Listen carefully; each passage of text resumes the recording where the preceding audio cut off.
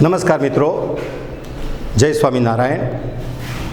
વ્યાકરણના ઘણા બધા મુદ્દા તમે લોકો ભણી ગયા.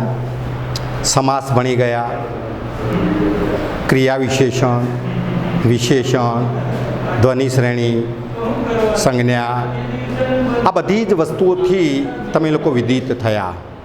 મિત્રો, આપ જાણો છો કે આપણો 20 માર્કનો વ્યાકરણનો પ્રશ્ન આવે છે અને એમાં વાક્ય પરિવર્તન, વાક્ય રૂપાંતર, કર્તરી, કર્મણી, ભાવે, પ્રેરક, વિધિ, વિધાન અને નિષેધ વાક્યો આપણે ભણવાના આપણી ટેક્સ્ટ બુકમાં જ છે. 2 માર્કના આપણી સામે વાક્ય પરિવર્તન, કર્તરી, કર્મણી, ભાવે, પ્રેરક વાક્ય રચનામાંથી ફરજિયાત તમારી સામે 2 માર્કનું પૂછાય છે.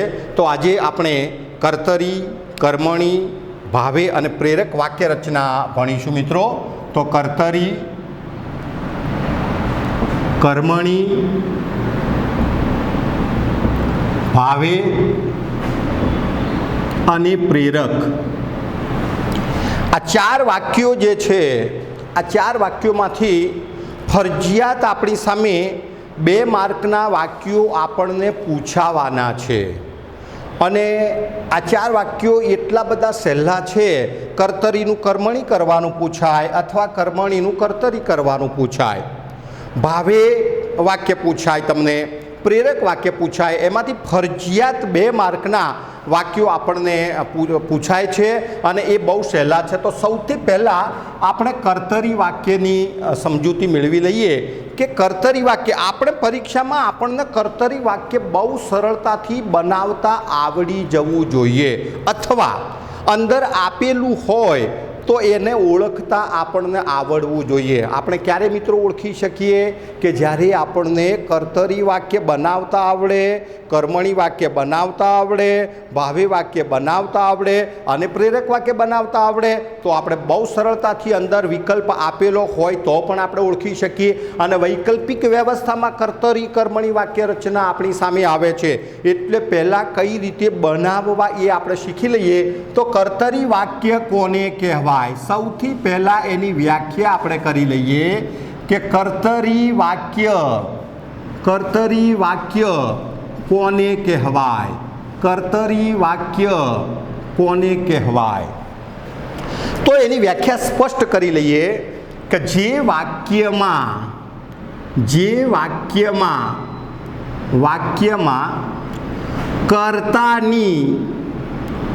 કર્તાની પ્રધાનતા હોય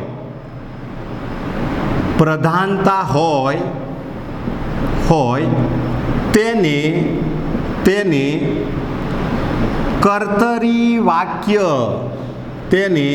કર્તરી વાક્ય કહેવામાં આવે છે.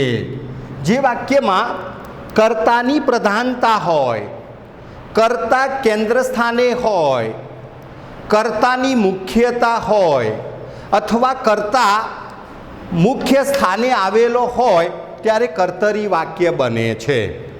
વ્યાખ્યા ફરીથી સ્પષ્ટ કરી લઈએ મિત્રો કે જે વાક્યમાં કર્તાની મુખ્યતા હોય, કર્તાની પ્રધાનતા હોય અથવા કર્તા કેન્દ્ર સ્થાને હોય તેને કર્તરી વાક્ય કહેવામાં આવે છે. તો કર્તરી વાક્યની વ્યાખ્યાથી મિત્રો તમે વિદિત થયા કે કર્તરી વાક્ય ક્યારે બને. હવે આપણે કર્તરી વાક્ય કઈ રીતે બનાવવું, એ વાત આપણે શીખી લઈએ એટલે તમારું કામ બિલકુલ સહેલું થઈ જાય. વ્યાખ્યાથી મિત્રો તમે બધા જ સર્વ વિદિત થયા કે કર્તરી વાક્ય કોને કહેવાય. તો જે વાક્યમાં કર્તાની મુખ્યતા હોય, કર્તાની પ્રધાનતા હોય એને કર્તરી વાક્ય કહેવામાં આવે છે. હવે ખાસ આપણે યાદ રાખીશું કે કર્તરી વાક્ય કઈ રીતે બનાવવું. મિત્રો તમારે પરીક્ષામાં કર્તરી વાક્ય શોધવાનું છે, પણ બનાવતા આવડતું હશે તો જ તમે શોધી શકશો. તો ખાસ યાદ રાખો, એમ કરીને લખજો મિત્રો. ખાસ યાદ રાખો, ખાસ યાદ રાખો. કર્તરી વાક્ય બનાવતી વખતે કર્તામાં અથવા કર્તા પછી વાક્યમાં હું, એવો, તેવો કે એકલો કર્તા ઉમેરવાથી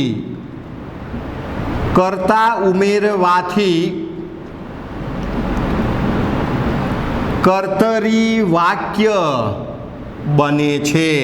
મિત્રો આપણે શું યાદ રાખવાનું છે કે કર્તરી વાક્ય બનાવતી વખતે કર્તામાં અથવા કર્તા પછી વાક્યમાં હું,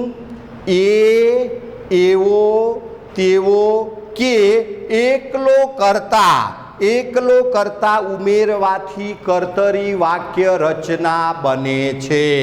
દાખલા તરીકે આપણે જોઈએ, ખાસ યાદ રાખવાનું. તમે યાદ રાખી લીધું કે કર્તરી વાક્ય બનાવતી વખતે કર્તામાં અથવા કર્તા પછી વાક્યમાં આપણે શું ઉમેરવાનું છે? હું, એવો, તેવો કે એકલો કર્તા ઉમેરવાથી કર્તરી વાક્ય રચના બને છે. દાખલા તરીકે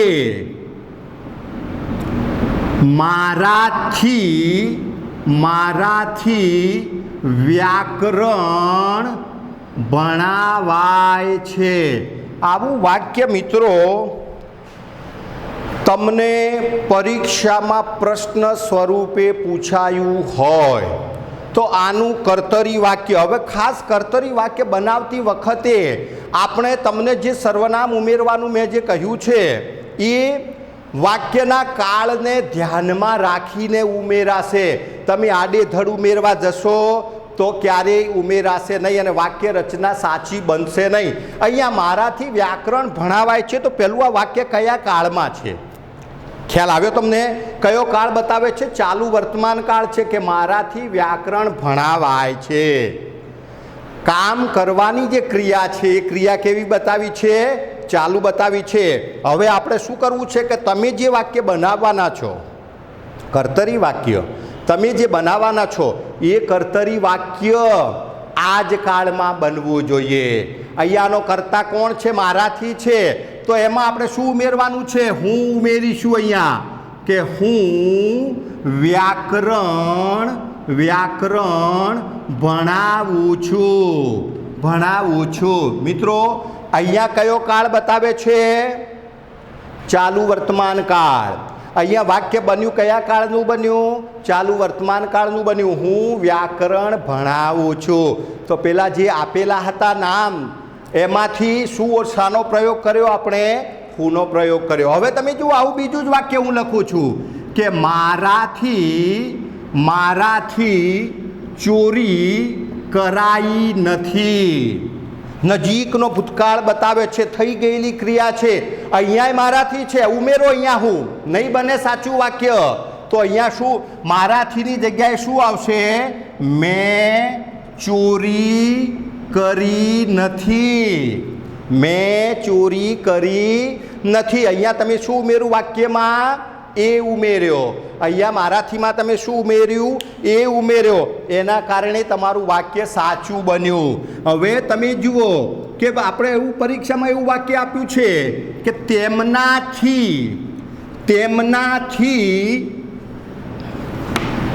પરીક્ષા અપાય છે. તેમનાથી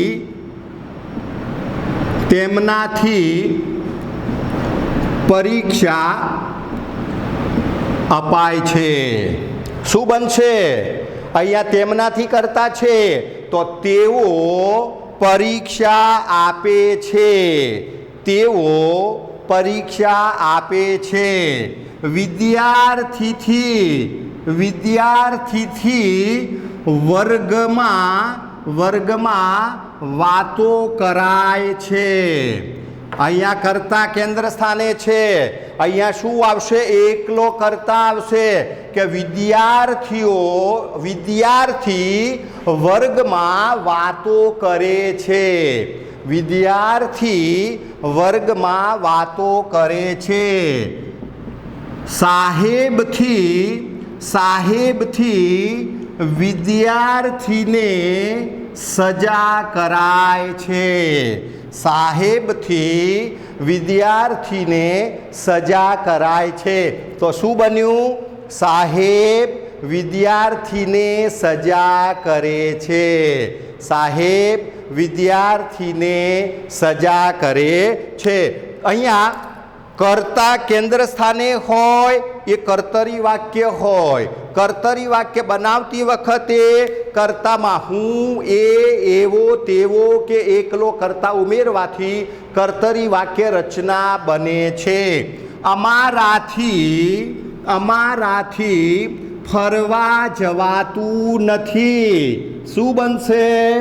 અમારાથી ફરવા જવાતું નથી તો અમે ફરવા જતા નથી. તો કર્તરી વાક્યથી તમે લોકો વિદિત થયા. કર્તરી વાક્યનો ખ્યાલ આવી ગયો કે કર્તરી વાક્ય કઈ રીતે બને. એના પછીનું કર્મણી વાક્ય.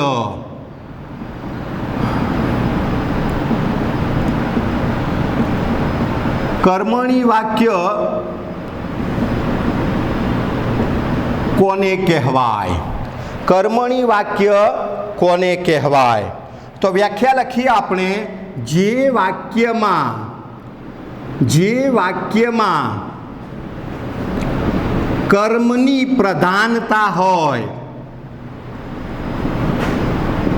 કર્મની પ્રધાનતા હોય, તેને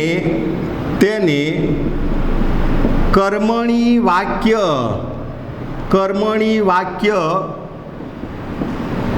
કહેવામાં આવે છે. જે વાક્યમાં કર્મની પ્રધાનતા હોય તેને કર્મણી વાક્ય કહેવામાં આવે છે. કર્તરી વાક્યમાં કર્તાની પ્રધાનતા, કર્મણી વાક્યમાં કર્મની પ્રધાનતા. ખાસ યાદ રાખો. શું યાદ રાખીશું આપણે? કે કર્મણી વાક્ય બનાવતી વખતે કર્તામાં અથવા કર્તા પછી વાક્યમાં થી, દ્વારા, મારફત અને વડે. અહીંયા તમે જુઓ, ખાલી થીને મેં બહાર રાખ્યું છે અને દ્વારા, મારફત અને વડેને કૌંસમાં મૂક્યા છે. કારણ કે ઘણા બધા વ્યાકરણના પ્રશ્નોમાં, ઘણી બધી ચોપડીઓમાં દ્વારાવાળા, મારફતવાળા અને વડેવાળા વાક્યો પણ આપણને ક્યાંક જોવા મળે છે. એટલે આપણે ખોટા ન પડીએ. પણ કર્મણી વાક્ય બનાવતી વખતે ખરેખર વાક્યમાં શું લાગવું જોઈએ? થી લાગવું જોઈએ. કર્મણી વાક્ય રચના ફરીથી એકવાર સ્પષ્ટ કરી લઈએ કે જે વાક્યમાં કર્મની પ્રધાનતા હોય, કર્મ કેન્દ્ર સ્થાને હોય અથવા કર્મની મુખ્યતા હોય ત્યારે કર્મણી વાક્ય બને છે. ખાસ યાદ રાખો, કર્મણી વાક્ય બનાવતી વખતે કર્તામાં અથવા કર્તા પછી વાક્યમાં શું ઉમેરવાનું? થી. કૌંસમાં આપણે શું લખ્યું છે? દ્વારા, મારફત અને વડે. એવા વિકલ્પો હોય તો પણ આપણે પણ એ ચાર વિકલ્પ આપેલા હોય તો પસંદગી કોની કરવી પડે? થીની પસંદગી કરવી પડે. હંમેશા કર્તરી વાક્યનું કર્મણી વાક્ય બને અને કર્મણી વાક્યનું કર્તરી વાક્ય બને. આપણે કર્તરી શીખી ગયા એના પછીનું આ કર્મણી વાક્ય માટે તમારી પાસે કી આવી ગઈ છે કે કઈ રીતે કર્મણી વાક્ય બને. કર્તામાં શું ઉમેરવાનું છે? થી અથવા દ્વારા, મારફત, વડે, એમાંથી કોઈ પણ એક શબ્દ ઉમેરવાથી કયું વાક્ય બને છે? કર્મણી વાક્ય બને છે. દાખલા તરીકે હું ગીત ગાઉં છું. કર્તા ગીત કેન્દ્ર સ્થાને, હું ગીત ગાઉં છું. તો શું ઉમેરવું પડશે? આપણે થી ઉમેરવો છે. તો હુંનું શું થશે? હુંથી નહીં થાય, મારાથી થશે. તો મારાથી ગીત ગવાય છે. મિત્રો, હું ગીત ગાઉં છું એ પણ ચાલુ વર્તમાન કાળ બતાવે છે. અહીંયા મારાથી ગીત ગવાય છે એ પણ ચાલુ વર્તમાન કાળ બતાવે છે. વિદ્યાર્થી વ્યાકરણ ભણે છે. વિદ્યાર્થી વ્યાકરણ ભણે છે. તો વિદ્યાર્થીથી વ્યાકરણ ભણાય છે. ચોર ચોરી કરે છે. ચોરી કરે છે. તો ચોરથી ચોરી કરાય છે. મનીષા ભાષણ આપે છે. તો મનીષાથી ભાષણ અપાય છે. હવે તમે જુઓ, હું ગીત ગાઉં છું, મારાથી ગીત ગવાય છે, મારા દ્વારા ગીત ગવાય છે, મારા વડે ગીત ગવાય છે અને મારા મારફત ગીત ગવાય છે. આ ચાર વિકલ્પો આપ્યા હોય તો પસંદગી આપણે કયા વિકલ્પવાળી કરવાની છે? થી વિકલ્પવાળી પસંદગી કરવાની છે. વિદ્યાર્થી વ્યાકરણ ભણે છે તો વિદ્યાર્થીથી વ્યાકરણ ભણાય છે. વિદ્યાર્થી વડે વ્યાકરણ ભણાય છે. વિદ્યાર્થી મારફત વ્યાકરણ ભણાય છે. તો પસંદગી થીની. તો ખ્યાલ આવી ગયો. કર્મણી વાક્ય બનાવતી વખતે કર્તામાં અથવા કરતા પછી વાક્યમાં આપણે શું ઉમેરવાનું છે? થી ઉમેરવાનો છે. અને ચારે ચાર વિકલ્પવાળા વાક્યો આપેલા હોય, થી હોય, દ્વારા હોય, મારફત હોય કે વડે હોય, ત્યારે પસંદગી કરવાની થાય. તો કયા વાક્યની પસંદગી કરીશું? આપણે થીવાળા વાક્યની પસંદગી કરીશું. ઓકે, ચલો એના પછી આપણું ભાવે વાક્ય. હવે ભાવે વાક્ય અને કર્મણી વાક્યમાં અર્થની દ્રષ્ટિએ, રચનાની દ્રષ્ટિએ કંઈ પણ પ્રકારનો ફેરફાર નથી. તેમ છતાં એને આપણે જાણી લઈએ, શીખી લઈએ કે ભાવે વાક્ય કોને કહેવાય. ભાવે વાક્ય કોને કહેવાય? જે વાક્યમાં ભાવની એટલે કર્મ, ભાવની પ્રધાનતા હોય તે વાક્યને, તેવા વાક્યોને ભાવે વાક્ય કહેવામાં આવે છે. તમને બહુ સરળતાથી સમજણ પડી જાય અને પરીક્ષામાં તમારા 2 માર્ક તમને મળી જાય એ રીત તમને સમજાવી રહ્યો છું. અહીંયા સકર્મક કે અકર્મક ક્રિયાપદની કે કર્તાની કોઈ વાત કરતો નથી. તમને સીધા જવાબ ઉપર લઈ જાઉં છું. એટલે તમારે આ જ રીત યાદ રાખવી છે કે જે વાક્યમાં ભાવની અર્થાત કર્મની પ્રધાનતા હોય તેવા વાક્યોને ભાવે વાક્ય કહેવામાં આવે છે. હવે ખાસ મિત્રો યાદ રાખો કે ભાવે વાક્ય બનાવતી વખતે કર્તામાં અથવા કરતા પછી વાક્યમાં તમે જુઓ અહીંયા કૌંસમાં નથી લખતો, વડે જ છૂટું લખું છું અને કૌંસમાં લખું છું થી, દ્વારા અને મારફત ઉમેરવા. બરાબર યાદ રાખજો. હવે તમારા મગજમાં સ્પષ્ટ થઈ જવી જોઈએ એક વાત કે કર્તરી વાક્ય બનાવતી વખતે કર્તામાં હું, એ, એવો, તેવો કે એકલો કર્તા અને કર્તા પ્રમાણે કર્મ અને ક્રિયાપદ આપોઆપ બદલાશે. નહીતર વાક્ય જે છે એ ભાષાની દ્રષ્ટિએ, વ્યાકરણની દ્રષ્ટિએ સાચું બનશે જ નહીં. તમે યોગ્ય શબ્દ ઉમેર્યો હશે તો જ એ સાચું વાક્ય બનશે. કર્મણી વાક્ય બનાવતી વખતે વાક્યમાં કર્તાની જગ્યાએ, કર્તામાં અથવા કર્તાની જગ્યાએ આપણે શું ઉમેરવાનું છે? થી, કૌંસમાં દ્વારા, મારફત અને વડે. જ્યારે ભાવે વાક્ય બનાવતી વખતે, ભાવની પ્રધાનતાવાળું વાક્ય બનાવતી વખતે આપણે કર્તામાં શું ઉમેરવાનું છે?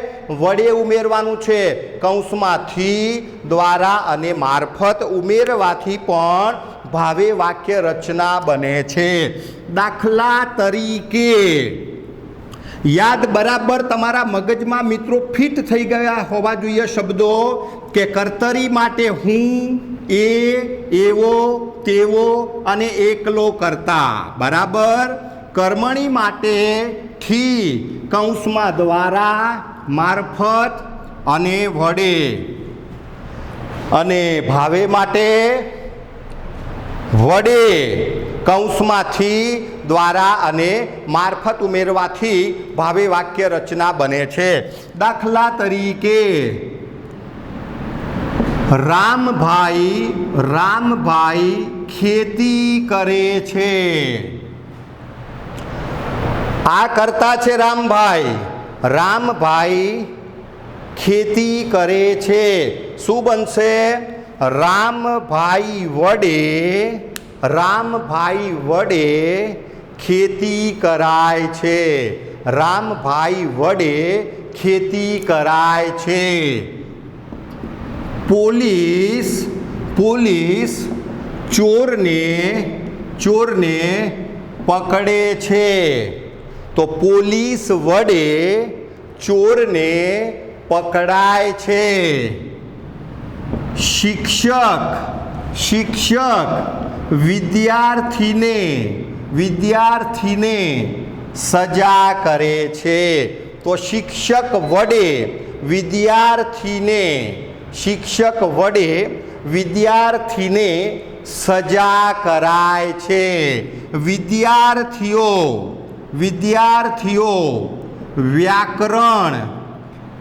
વ્યાકરણ ભણે છે. તો વિદ્યાર્થીઓ વડે વ્યાકરણ ભણાય છે. તમે જોયું વડે ઉમેરવાથી શું બન્યું? ભાવે વાક્ય બન્યું. હવે તમે જુઓ અહીંયા રામભાઈ વડે ખેતી કરાય છે. તો રામભાઈ દ્વારા, રામભાઈ મારફત અને રામભાઈથી ખેતી કરાય છે. પોલીસ ચોરને પકડે છે. પોલીસ દ્વારા, પોલીસ મારફત અને પોલીસથી ચોરને પકડાય છે. શિક્ષક વિદ્યાર્થીને સજા કરે છે. તો શિક્ષકથી, શિક્ષક મારફત અને શિક્ષક દ્વારા વિદ્યાર્થીને સજા કરાય છે. વિદ્યાર્થીઓ વ્યાકરણ ભણે છે. તો વિદ્યાર્થીઓથી, વિદ્યાર્થીઓ મારફત અને વિદ્યાર્થીઓ દ્વારા વ્યાકરણ ભણાય છે. હવે મિત્રો યાદ રાખો કે ચારે ચાર વિકલ્પ આપેલા હોય, થી, વડે, દ્વારા અને મારફત, અને ભાવે વાક્ય શોધવાનું હોય તો તમારે શેના ઉપર પસંદગીની મોહર મારવાની છે? વડે ઉપર. તો અહીંયા બરાબર તમે કર્તરીના પણ શબ્દો યાદ રાખી લીધા છે. હું, એ, એવો, તેવો ને એકલો કર્તા. કર્મણીમાં પણ તમે યાદ રાખી લીધું છે કે કર્મણીમાંથી, કૌંસમાં દ્વારા, મારફત અને વડે. ભાવે વાક્યમાં પણ યાદ રાખી દીધું છે કે વડે ઉમેરવું છે. પછી શું આવશે? થી આવશે, દ્વારા આવશે અને મારફત આવશે. તો બહુ સરળ છે આ વાક્ય પરિવર્તન. કર્તરીનું કર્મણી કરવું અને કર્મણીનું કર્તરી કરવું ખૂબ સહેલું છે અને તમને બહુ સરળતાથી સમજાયું હશે. હવે છેલ્લો પ્રકાર છે મિત્રો આપણો પ્રેરક વાક્ય રચના. પ્રેરક વાક્ય રચના કોને કહેવાય? પ્રેરક વાક્ય રચના થોડુંક સમજવું પડે અથવા તો એ થોડીક જો બેદરકારી તમે રાખો તો તમને જલ્દી ન સમજાય એવી રચના પણ બહુ સહેલી છે. જો તમે સમજી લો તો તમને બહુ સરળતાથી એ સમજાઈ જાય. પ્રેરક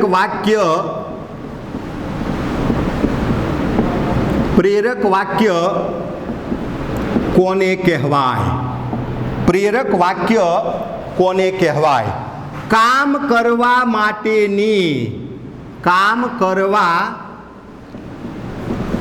માટેની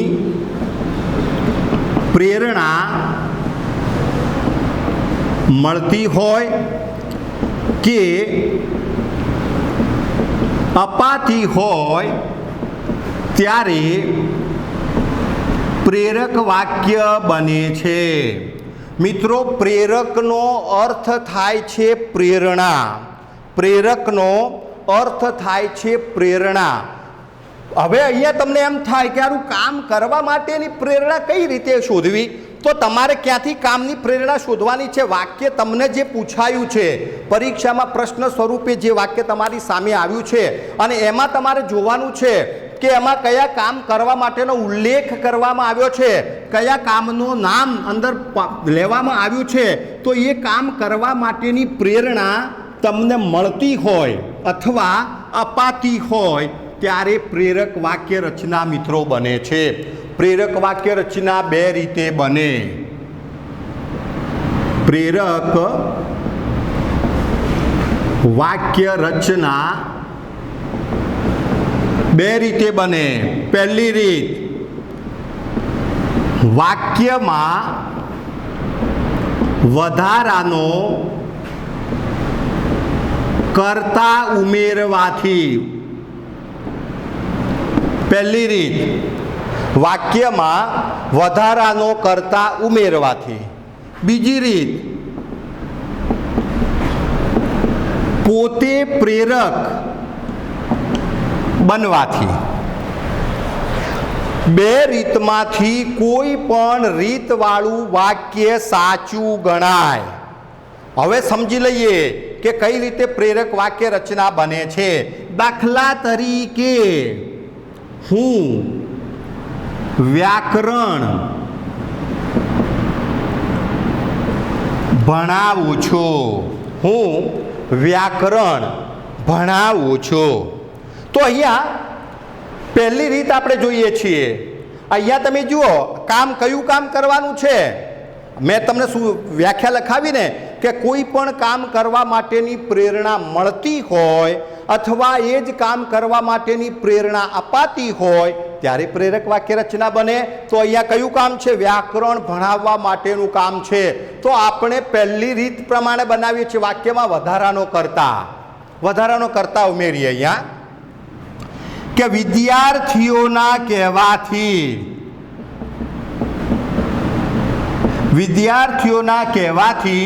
હું વ્યાકરણ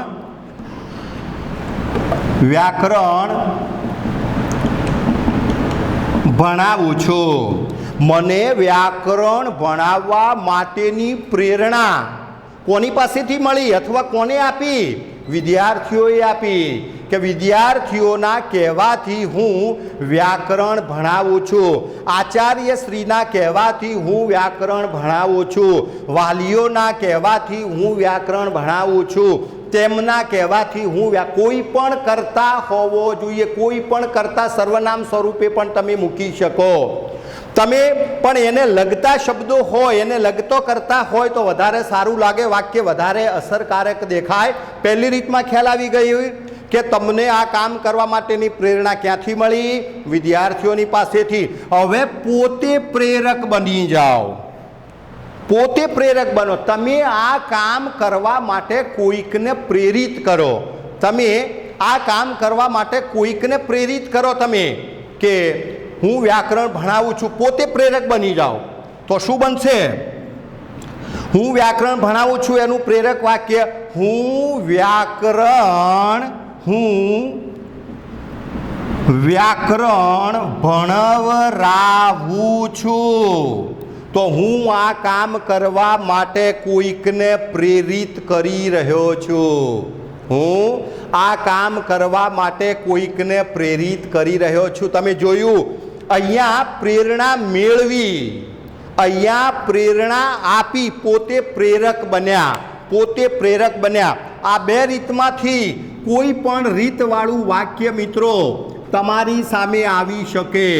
પ્રેરક વાક્ય રચના ફરી એકવાર સમજી લઈએ કે પ્રેરક વાક્ય રચના ક્યારે બને. કામ કરવા માટેની પ્રેરણા અપાતી હોય અથવા પ્રેરણા મેળવાતી હોય ત્યારે પ્રેરક વાક્ય રચના બને છે. બીજું વાક્ય,